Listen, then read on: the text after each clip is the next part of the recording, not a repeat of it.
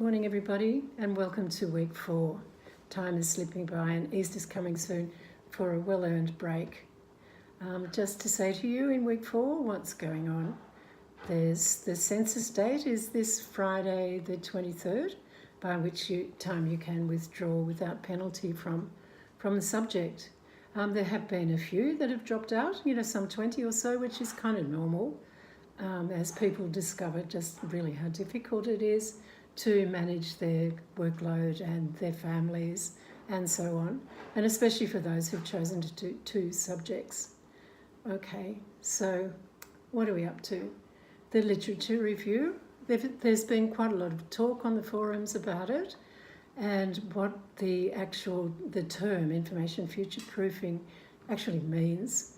And so I'd just like to say to you that what I'm going to do with that is be fairly flexible about your interpretation of it. There isn't really a body of literature, as one of the students pointed out, about information future proofing. So I've made some suggestions in the online meeting and in the PowerPoint that I made for you on ways that you can take it up. But if you decide to take it up in another way, I'm going to be flexible about it. So, bear that in mind. Other people have said they'd like to see what a literature review looks like in practice. So I went back into previous cohorts of this subject and looked at some people who did really quite well in this. And then I think that it would only really confuse you because the issues are slightly different for every group that goes through this subject. And so I think it would just add to the confusion.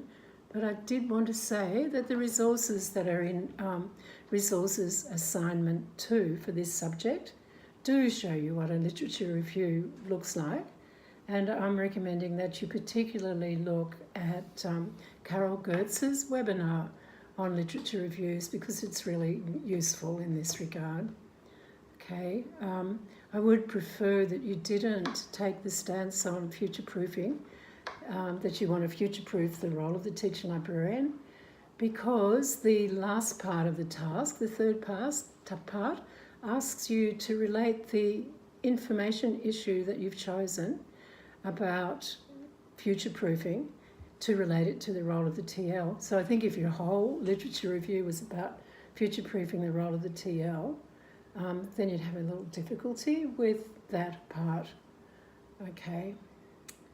So this week there's the online sessions, I think I've mentioned already, for you to turn up in your part of the alphabet, to Adobe Connect tonight and also on Wednesday night to ask any questions that you might have.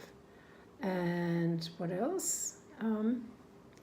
Linda Shearman from Broughton Anglican College, one of our best TLs in New South Wales, is monitoring the forums. She's been doing some work on the second forum that was about information management, and she's also done quite a lot of work on the commenting on the blogs.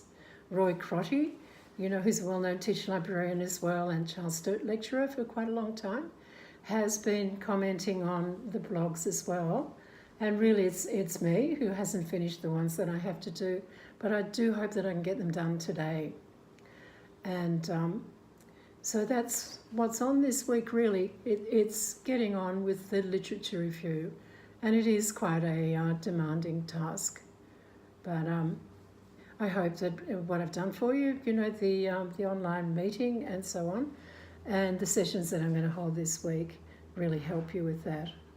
Okay, so onwards with week 4, and I wish you well. Thanks, everybody.